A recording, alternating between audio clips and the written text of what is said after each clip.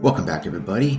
My question to you is, how big is the lava lake at the summit of Kilauea Volcano inside Halemaumau's crater?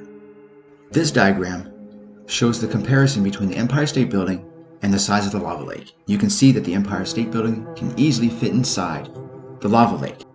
Since the first eruption at Halemaumau in December 2020, the lava lake has filled up almost 800 feet or about 250 meters. So what we're going to do is we're going to take it a step further. We're going to see how big the lava lake is compared to one small town from each state of the United States of America. I chose one small town from each state and I'm going to superimpose it over the lava lake to give you an idea how big the lava lake is when compared to the town. The dimensions of the lava lake from its east to west axis is 3,150 feet or approximately 960 meters.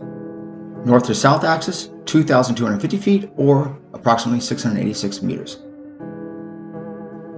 Okay, the size comparisons are very, very close. So let's get started.